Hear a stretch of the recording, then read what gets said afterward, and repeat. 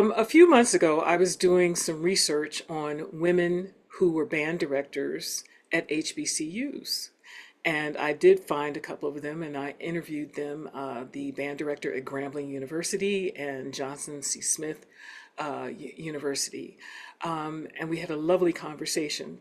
But during my search for background information, I stumbled across the name of Jill Sullivan, Dr. Jill Sullivan, who is on faculty at Arizona State University.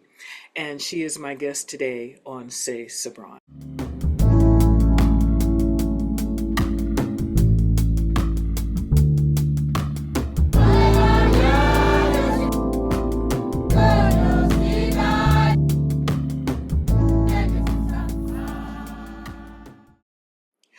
Hello, Jill. How are you? Well, I'm doing great, Carolyn. Thank you so much for having me today. Anytime someone wants to hear about my research, I'm game. Well, let's just hear a little bit about what you have done so far. You have taught high school, middle school, Yeah, instrumental music. that's right. Um, you have worked at a university, and you're currently at the School of Music, Dance, and Theater at That's Arizona all State. correct. Yes. hmm Now, how did you come across this topic? Well, I think I had just gotten my PhD and I went to a conference. And at that conference in Chicago, it's the Midwest Band and Orchestra Conference. And there was a luncheon for an organization of women's band directors called Women Band Directors International, WBDI. So I thought I'd better go to that because I was going to be, I have a PhD in instrumental music education. And so I decided to go, and they set me at this table at the conference with matriarchs of this organization who were probably um, 20 to 30 year my senior. And I was just listening. I was new to the group, so I was just listening. And I discovered that the woman sitting next to me, probably in her 80s at that time, so there's respect because she's been a women's band director all of her life. And the woman who had started this organization had said, I wish somebody would take the time to do some research on those women's bands during World War II. And that was it. Because all through my schooling, K-12, all university, undergraduate, master's, and doctoral degree, I had zero female band directors. I'd never had a female band director, yet I was a female band director. So I was starving for female role models. And then the woman said, I wish somebody do some research on women band directors. Said, well, I said, what female bands during World War II? I've never heard about this. And she said, well, you're sitting right next to the conductor of the Marine Corps Women's Reserve Band during World War II, Charlotte Plummer Owen. And that was it for me. And I thought, well, I'm interested in this because I need role models. So I came back to my university and I asked my colleagues, do you think this would be a good topic? Because I'm really excited about it. And they said, yes, absolutely. So that was it. I wrote for a grant. I got the grant and I was in Washington, D.C. the following summer. At the Library of Congress? No, I went Oh, to WIMSA, Women in Memorial Service Archives out in uh-huh. Arlington, because they had told me they had a lot of the women's donations from the bands during World War II. So Ah, once I went there, I got primary source data, scrapbooks from the women. They had been donating their stuff to this archives. And I also went to Fort Lee, Virginia, where they had all the Army bands, women's bands during World War II. They had all the primary source data there. So I spent a lot of time going between those two archives, just collecting primary source data. But the best thing I found was lists of women who had been in all these bands and their contact information. oh my gosh. Yeah, that's a treasure trove. It was a treasure trove. So what I did is I came back and I just started calling them and talking to them. And eventually I started interviewing them formally. Well, let's back up for a moment because I think now I had heard of the Harlem Hellfighters 369th because of music and jazz and James Reese Europe. There is a tradition of regiments having bands, is there not? Oh, yes, there's a military tradition, and these women were serving their country, and those women troops needed to have military bands to support the female troops. But yes, long ago, in the Revolutionary War, the British brought their military bands to to North America. And so, yes, there's a long, long tradition of military bands in this country, starting in the late 1600s because of the British bringing their bands here. And then, of course, all the immigrants knew of bands from their countries, right? And were bringing their instruments and forming bands. And at one point, there's a scholar, his name is Raoul Camus, and he said he wrote an entry in one of the New Grove Dictionary of American Music, and he said, at one point, there were more bands in the Midwest than there were towns. And he said there were at least 10,000 town bands. And then he said, and there were even some women's bands. So this has a long, long history in the United States. Well, when did women start being involved in the military? I think we have to kind of establish that before we get to talking about these bands that were formed. Well, I could tell you what I know in my background. I certainly women were involved during World War I in the Navy. And that would be they were involved as nurses. And that was critical. They needed women to be nurses abroad to help the American troops as they were getting injured, right? So that was critical. So that, in my mind, that's the first time I know of women's presence in the military. And then, of course, the same for World War II, but it was different for World War II because the Congress actually passed laws that allowed for women to be have their own branches of military service during World War II. And was there this openness to incorporating women into the armed services because the men were being called away? That was the main reason, was it not? I've seen pictures of Rosie the Riveter. Yes. Yes, absolutely. So when the women musicians used to say, when the men were away, we got to play. A good statement, right? But yeah, you're right. Absolutely.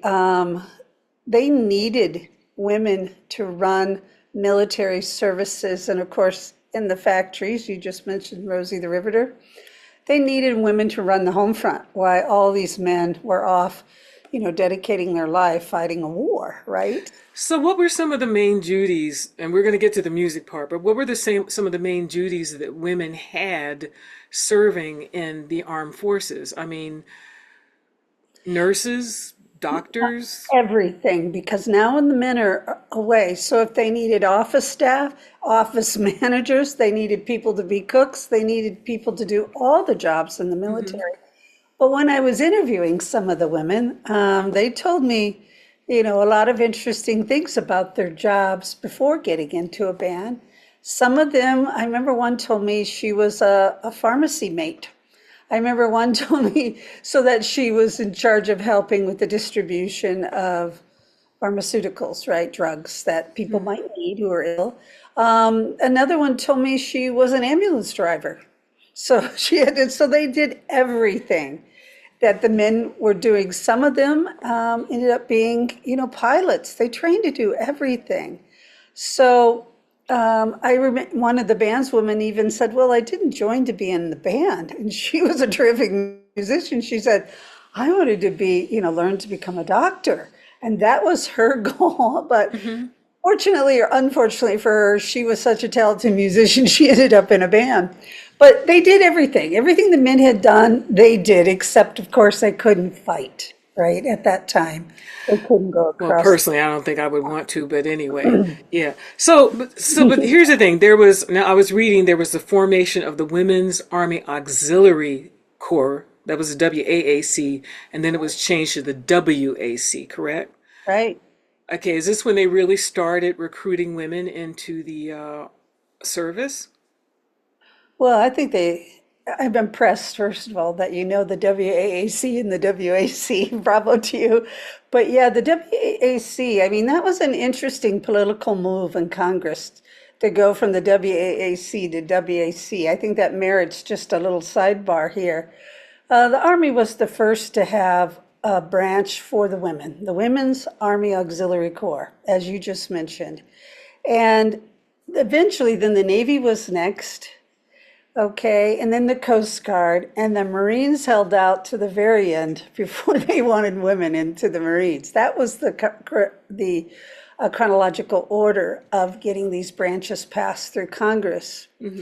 And once the Navy came second and fully let women to serve in the Navy, calling them the Navy Waves, the Army was a little worried. And then all of a sudden, the Coast Guard and the Marines let women in, and they're letting them in fully, and they're not attaching the word auxiliary to the name. And so that's why the Army went back and said, okay, let's take out the auxiliary because we don't want to be out recruited because we're just an auxiliary.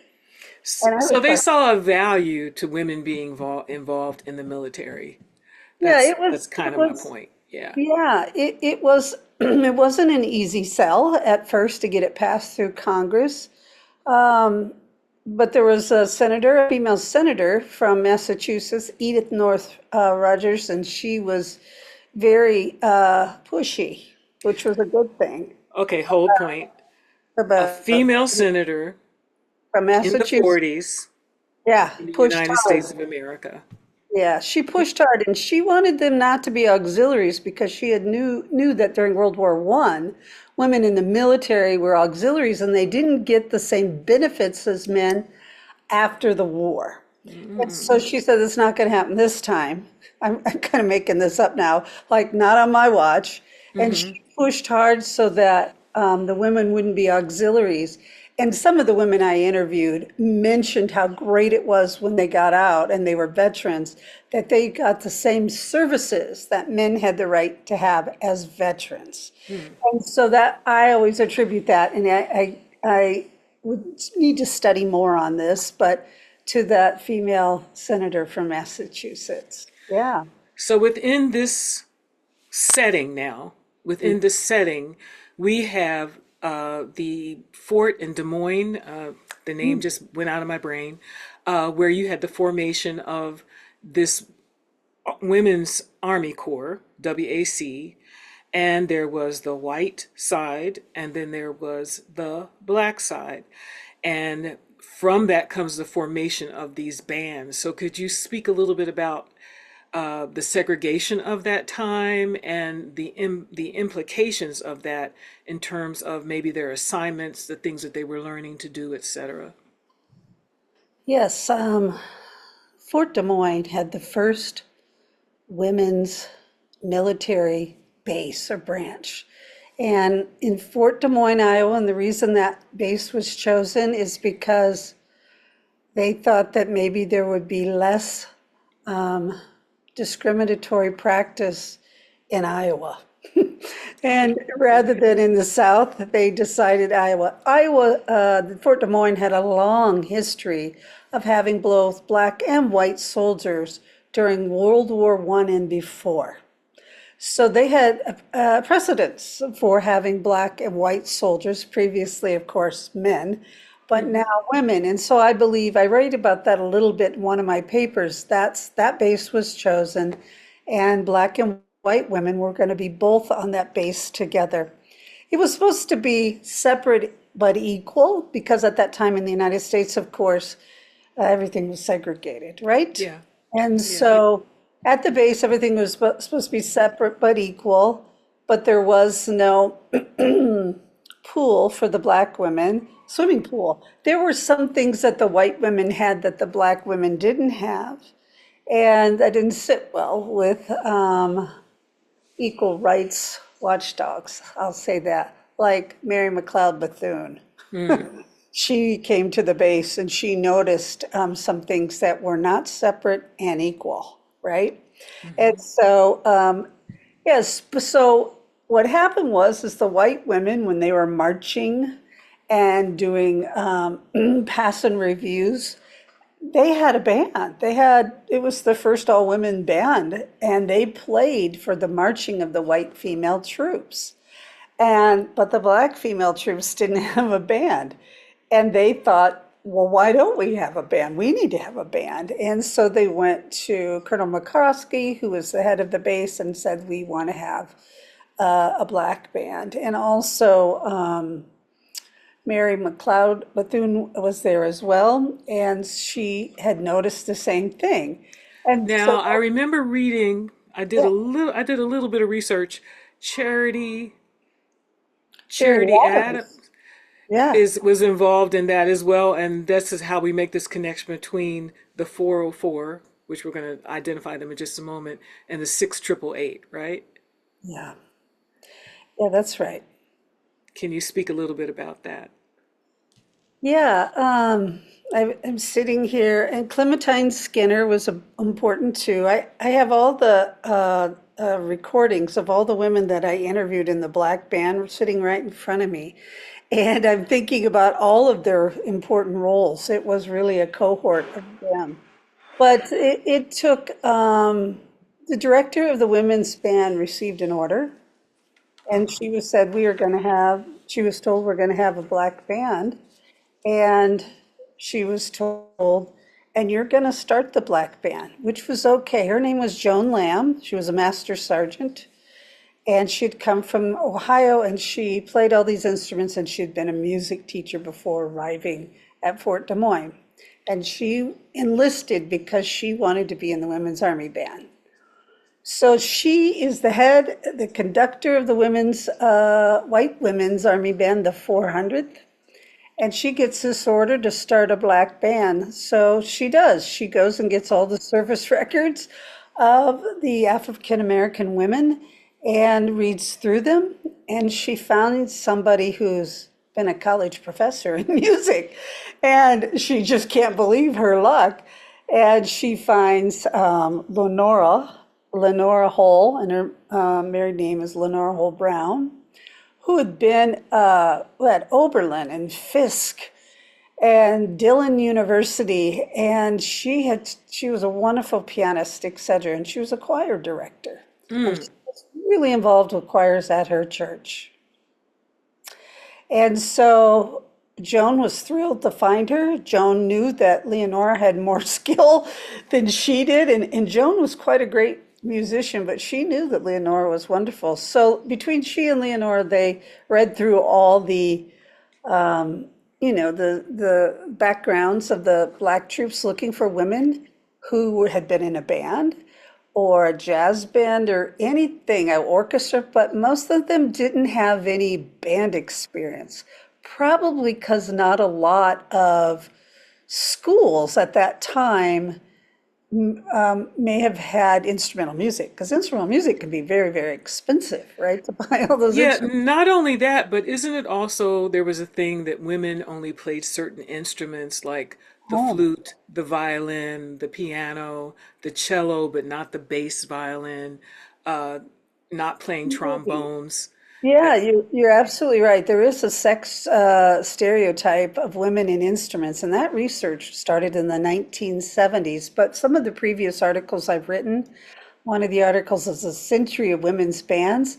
Women formed brass bands. Brass bands were the significant first bands in America, and women were there forming those. And they were hmm. all playing tubas and trombones and trumpets and euphoniums and that sort of thing. So the stereotyping of instruments became prominent in the United States, especially in school music, when boys and girls were in bands together in the schools. That's when things became girl instruments and boy instruments. Really? Oh my Yeah, goodness. don't get me started on that.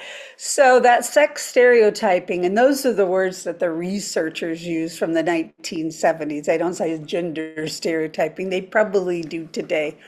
But yeah, that there was a thing about that. But the interesting thing with the women, the black women, when they got chosen to play in a band, they were going to be beginners on those instruments. They weren't beginner musicians. I want to always make that point because I had some women who had a little bit of band experience from a high school in Baltimore. Who Hmm. was that? That might have been Novella Cromer. She told me about that. And then, but some of the women had sung a lot in their churches, right? And they were quite good singers. But a lot And of times that was by rote, that yes, was by ear, right? oh, you're exactly right. And you get to my favorite quote, maybe, of all the women I interviewed. I was asking about their musical background. And one of the women, it was Audrey Gross, she said to me, I didn't know anything about music. And then she paused and said, all I know is that whatever I hear musically, I can play on the piano, which meant she was sort of a musical savant, right? Yeah, But yeah. by ear. And us, I'm a college professor, and I know that there are multiple music literacies, and one way is playing by ear, another is reading music, another is composing, another is improvising, right? There are lots of different ways to be musical. And so I think Joan Lamb and Leonora Hull and Joan even told me this in her interview that she and Lenora picked women she thought had a high probability of being successful learning to play instruments. And, a lot of them, they introduced them to band instruments. They said that they weren't familiar with all the possibilities of brass and woodwind instruments. And Levon Dial was her name. I remember this. And Joan Land said she wanted to play the sousaphone. She said, just by the picture, she wanted to play the sousaphone. And she said she didn't sleep all night the night before the sousaphone arrived because Oh my she was so gosh. excited about playing the sousaphone. Now, if you look at today's, those research studies about sex stereotyping of instruments played, girls don't usually play sousaphone in those early studies. But Levon Dial in 1943, she wanted to play the sousaphone. So the women, so if it's an all women's band, women are going to play all the instruments. So there's not going to be too much sex stereotyping when they're choosing instruments for the military bands. Well, one thing I found fascinating about this whole genesis of the 404th is the cooperation between the women in the 400th and the That's right. 404th. Can you talk about that a bit? It's a beautiful story. And just thinking about And it I'm chokes getting some chills right now. Yeah, just thinking Listening. about it chokes me up a little bit. So I interviewed, okay, I went to about three different cities. I went to Chicago and I went to Clementine Skinner's house and I went to, she was in the 404th. I went to Leonora Hall's house in Chicago. I went to LA. I think that was Clementine Skinner. I interviewed a lot over the phone. Hmm. But let's see.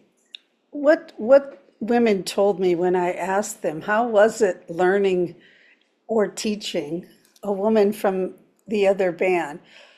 Several of the women delicately told me that they didn't know any black women previous to this experience. And the black women were a little bit hesitant to working with the white women. But one of the ladies said right off, she was so sweet. I can't remember the name of the interviewee from the 404th band, but she remembered so quickly. She said, Marianne Wheeler taught me everything I needed to know about the saxophone. And so she names, she's 80 something years old and she names the woman just like that. Taught me everything I needed to know about the saxophone. And she said she was such a doll. She taught me everything, and they had this beautiful relationship between them. And it was the same between the two conductors, Hmm. Joan Lamb and Leonora Hull. Hull's her maiden name. And they had, even all these years later, I mean, they were quite elderly. They had such deep respect for each other. It was, you could tell they really had a good working ethic, work ethic together, creating this black band. Hmm. So I didn't ever get anything negative ever about the black and the white band members working together. And the white woman would even, they were teaching them how to play these instruments. But the white women didn't play a lot by ear and they didn't play jazz. It wasn't in their DNA. But it was for the black women. And the white women were so interesting in their interviews. They said, they couldn't go on each other's bases because everything was segregated. And they would report to me, we would sneak down to the black barracks. And we would go listen to the jazz musician and those jazz students on their beginning instruments. She Hmm. said, we loved hearing them play. And they would say they had much more jazz spirit than we did. I mean, and they would compliment them and they would sneak down to hear the women kind of like jamming on their new instruments, but they also would listen to the men's jazz bands. There was a male jazz band still around at the beginning of the war. Hmm. So they were very complimentary of and respected each other's natural music abilities, I should say. And I think when you're considering this was the early 1940s, 1943 was when the band started, right? That there Exactly. was so much going on in the geopolitical world, but also within the United States itself. So to have this moment where women come together to support one another, even though there were structures there that they had to, boundaries that they had to overcome, is such a wonderful story. Beautiful. And reading about their concerts and whatnot. Now, there was also another function that they had besides playing for now it was the 404th Women's WAC Band. They were attached to a regiment, correct? Was it Right. also the 404th? I But don't. they had a specific function that they performed. Can you talk They about that? Their fundraising and whatnot. absolutely. This would be the same for both the white groups and the black groups. The black groups, once they learned to play, and then they had the hard duty of learning to play and march. I couldn't And imagine. it was Clementine Skinner, I think, in her book. I think that was right. She said the first day I had to go and I had to watch them um, come outside, line up, and learn to play and march. And she said it was pretty comical, because it's a hard thing to do, play and march. And she said, but then I came back a week later and they were on their way, and she was thrilled by that. So they stand and play when the troops are going by in review. So when the Hmm. black troops are going to go by the review stand, it's called pass and review, the band may be standing there while the troops march by in Hmm. review. Sometimes the bands are part of the marching parade that goes by in the pass and the review. So it would have been stepping slowly to get to the point where they could actually Now, move. Jill, hold on one second because I've seen some photographs. These women were marching in heels. Is that Oh, correct? They were not marching in flat shoes. There's one where they're marching in like not yeah. stilettos but heels, and there's another one where they have like maybe two-inch heels on. So it's different from men who are, who are marching in flat shoes. Yeah, that the picture on in the front of one of my books with the women's Marine band, and they've got like 2-inch white heels on, right? That's a little bit of propaganda on my part. Normally, the women did not have to march in heels. They might have a wedge, though, that might something that looks pretty military with ties that has a slight little heel to it, right? That would have been their normal shoe, a loafer of some sort. But there's a wonderful picture of the women's Marine band, and they've got 2-inch heels on, and they're marching down the street in North Carolina. And that was not their typical dress, but it's a great photograph. And it says a lot symbolically, doesn't it? But the issue was that day went to a town in North Carolina to help raise money for a war bond, and they were only supposed to sit and play that day. So they wore their dress whites with the heels. When they got there, they were asked by the town mayor or somebody in charge of the war bond drive, "Oh, darn, could you march in the parade today? We really wanted you to march," but they hadn't gotten that information. Oh, joy. So they said, "You know what? My brother's over in France serving and being shot at. Certainly we can march in a parade with heels on." So So that that's was the the Marines. The story. Marines came to the Yeah, call. the Marine Corps, yeah. But So getting that's back to the 404th, now they toured around to raise money, did they not? they did. Yeah. They toured around Iowa and they went to Chicago. There's some great stories about that band touring throughout Iowa and great quotes in the chapter in my book about the 404th. Yeah, the stories come from Pella, Iowa, and they went there and played. There's some remarkable pictures of the black band sitting in the town square and everyone that surrounds them listening to them eagerly, like a look of eagerly smile, listening to them, are an all-white audience. So that picture is really something for that time period, right? And here Yeah. these women beautifully dressed in our nation's best uniforms. They look fantastic. And all the women's uniforms were made by designers in the United States at that time. And it's just a fabulous picture. But Iowa at that time was pretty white. And so they would go to these towns and they had a makeshift stage that they would bring with them. And they would set it up in the town square because almost all the towns in Iowa had a bandstand. And that was for traveling bands to come and set up. And when they'd set up and start playing, people would come out of the buildings and listen.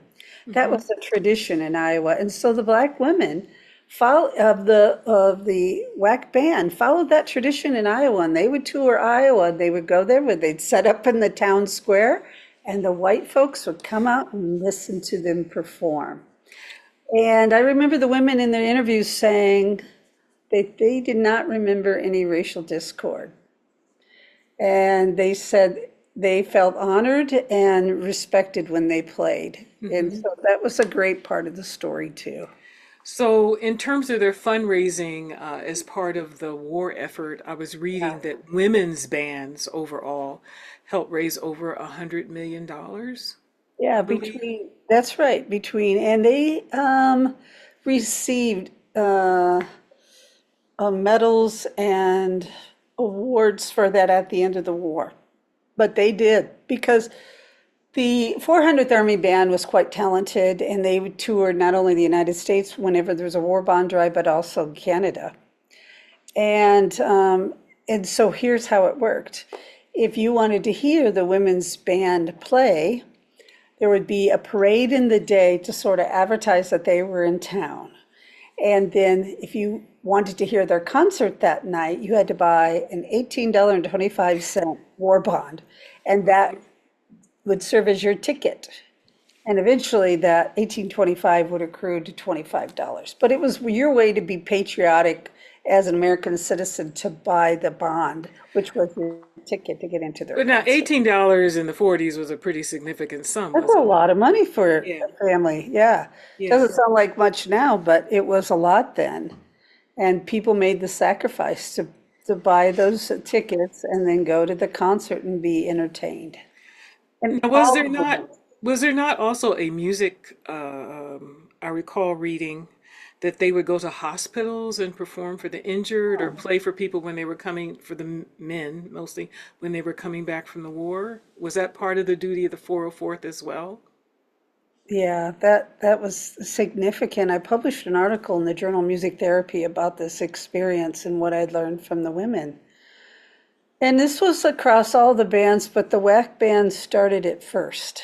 And even in the WAC, there was eventually a school that some of the directors could go to, like Joan Lamb, and learn how to become what I would say America's first music therapist, and Hmm. bring that back to entertain the men and the troops in the hospital. Okay, so yeah, so the women would, once the men started coming back from war in Europe, mostly, that's how I remember it, they would be stationed, they would be at a military hospital, And by the end of the war, they stationed the women's bands at these hospitals. There's auditoriums in the hospitals.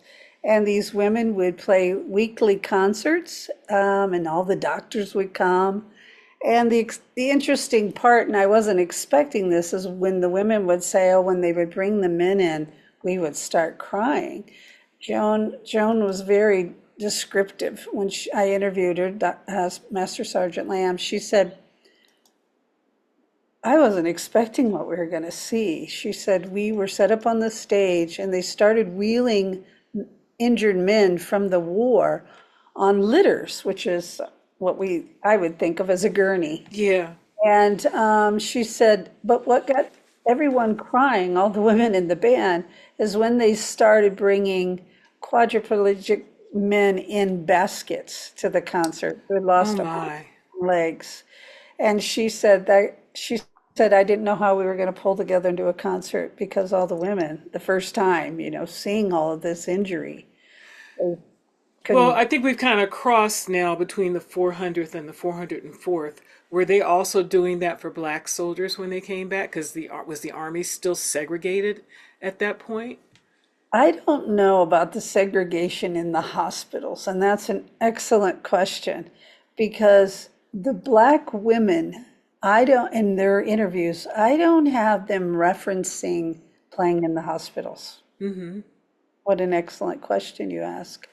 I have only the white women recalling and talking about playing for the white troops in the hospitals. So, right here and now, by you asking that question, as a professor, I would say, so this is a hole. And somebody needs to find this out and investigate this. Or as we say, gaps in the research, right? Gaps in the research. We try to avoid saying I that. just finished my doctorate 2 years ago. My brain is still frozen from that. Um, Yeah. so I want to ask you to maybe talk about this legacy. What was the some of the key takeaways from the formation of the 404th, their sisterhood, if you want to call it that? Did some of them go on for professional careers in music? What was the after? Because they were decommissioned in about what 1945 or so. That's exactly right. Um, the key legacies, I would say, first of all, sort of zooming out, and I would say the broad takeaway was that we had black and white women as full-time participants in the military during the war. That's the biggest thing, right? Mm-hmm. 450,000 women approximately served during World War II just for the military. And so I think to me that's very significant and what that did to their lives because the women told me. Like I interviewed Leonora Hull in Chicago, the director of the Black Band. And when I got there, she said, see all this medical equipment in my room? She had arthritis pretty bad in her late 80s. And I just nodded. She said, the government, because I served in the military, pays for my wheelchair, pays for my special bed. So that was the first time that women really got benefits like men. So I think that's an incredible legacy just then. We would call it benefits, but also financial independence, right? Would that also be a phrase you think of? Yeah, absolutely. Beautifully said by you. Absolutely. And that came to her mind quickly that she wanted to share with me. Mm-hmm. Others wanted to share, just all the other benefits that women got from being veterans that the men had always gotten, and now women were receiving them too. So that So, number I'm one. sorry. Go ahead. Go ahead. That's number one in my mind when you talk about legacy, was that Mm-hmm. equality and benefits for serving their country. But go ahead, you were going to ask. Well, the other question would be in terms of you talk about role models when you went to that conference Oh, and you were sitting near the matriarchs. mhm. These women in the military, not necessarily the band, but just women in the military, that they served as examples for other women to enter the military in the years going forward, and even now. We have women who are generals and whatnot. Do you think that there were certain things? I remember reading there was a little bit of a scandal and it wasn't a scandal on their part, but someone had tried to denigrate the fact that women were serving in the military, that there was something unsavory about it. And do you think that the women in the military, to counteract this, were even more precise, more professional, more concerned with their presentation and how they were perceived publicly? So that's a wonderful question as well. Um, Women were patriotic, and they were very patriotic, and they were already doing the best of the best. And even though they're doing the best of the best, that means working hard to perfect whatever job they have to do in the military. They took it incredibly serious because they also knew this was the first for women. And I think when they got denigrated in certain ways, the sisterhood together is really what helped them brush that off, right? I felt that their sisterhood, so here I am, it's 50 years after their service, and I'm sitting at a reunion with the WAC bands and then later the Marine bands, and they're still getting together in their 80s at the Mall of Wow. America Hotel or at somewhere out in California on a beautiful golf course, or, they're still coming together to honor that sisterhood. And so I think that bond helped them be strong in numbers, that during the war, somebody called them something. I think they had been reinforced by their top brass, so you try to use military words, how important their service was and how great of a job they were doing, that when somebody out in the community said something derogatory, I think it just rolled off them. They remembered it. They remembered certain slights and they would share it with me, but they had also, when they talked about it, bounced out of it pretty quick because they knew, they'd raised over 100 million for the war, stuff like that they were very proud of. And so I didn't think that it brought them down, except for the scandal that happened with the black band at Fort Des Moines. That was I didn't something read about that. What happened? that's really the crux of the story.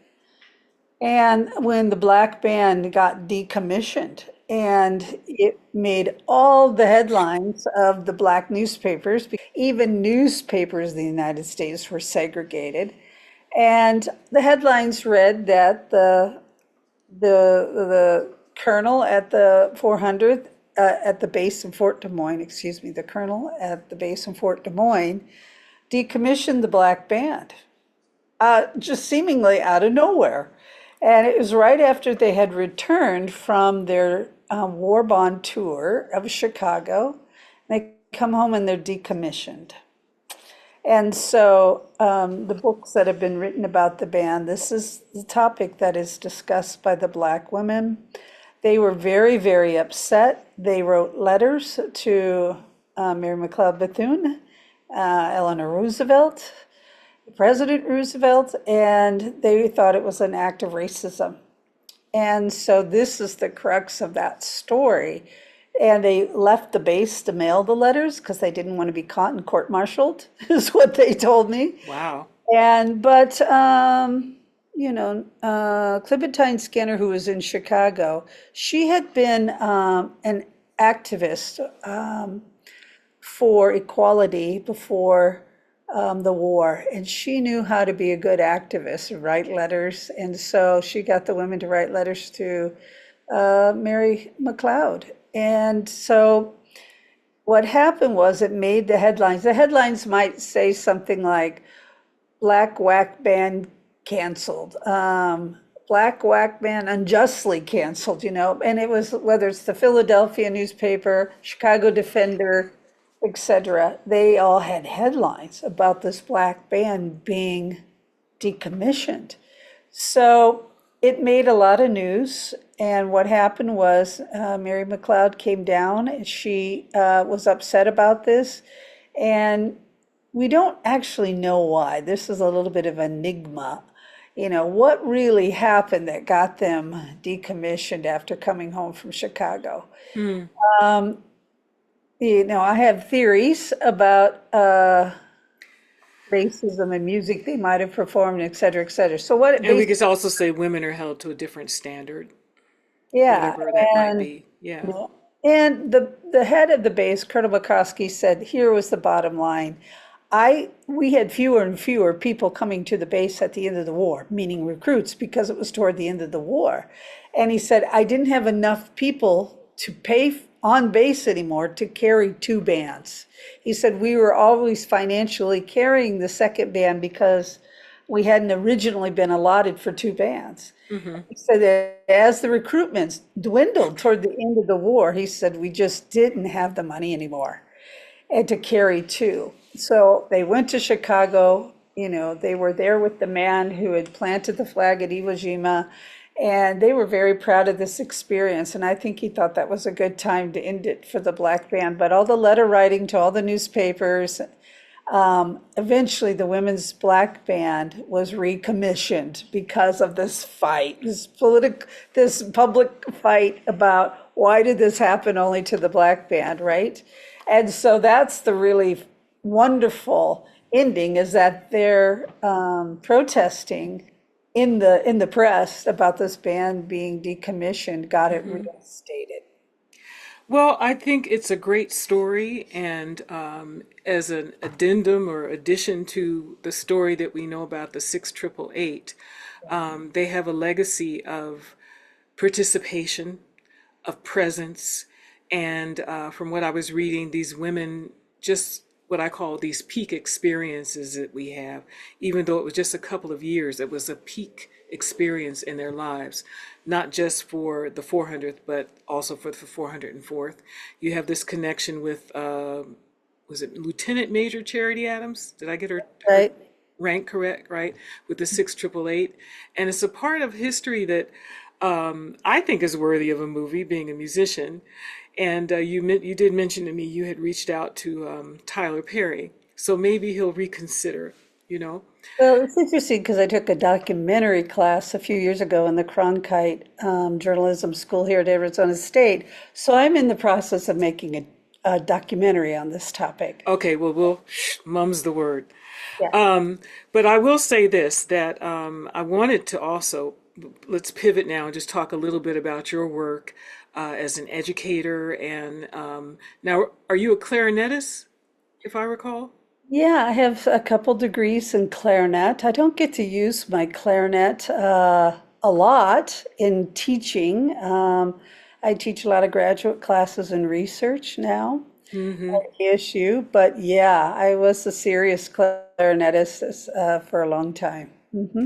And so now you're teaching research classes to graduate students, and That's right. are you still continuing research yourself, or you taking a little break? Oh no, I'm just finished the galley proofs on my third book, and it's the history of music teaching in the United States. Ah. And some of the histories that are in this book are about Black normal schools, and we have a chapter on gospel singing, and in the book as well by the students. And we highlight the Bethune-Cookman HBCU when they started as a normal school. So it's not just about, we have a very diverse group of women that were studying who were studying to be music teachers, and that's the history that I'm working on. Yeah. Well, the history of America is the history of everybody who's here. Right. And that's people from Europe, that's people from Africa, that's people from the Caribbean, that's people from China, that's our indigenous brothers and sisters. And I like to celebrate that with joy. So I really want to Right. thank you today, Jill Sullivan. The book that we were referencing is called Bands of Sisters, U.S. Women's Military bands, yep. Military Bands. I'm looking at the title and they cut it off, by Jill M. Sullivan. And you have some papers that you've written on pedagogy and just a wonderful, wonderful life work. Music therapy, music for the injured soldier, a contribution of American women's military bands during World War II. The Hormel Girls, Yeah. American music, the effects of syllabic articulation instruction on woodwind articulation accuracy, and with woodwinds, it's something to do with the tongue, right? Absolutely. Oh, okay, all right. Very good. And then for music educators, etc. So we're speaking with someone who really knows her craft and knows her theory and her pedagogy. And I really want to thank you, Jill Sullivan, for spending this time with me today. Thank you so much for having me.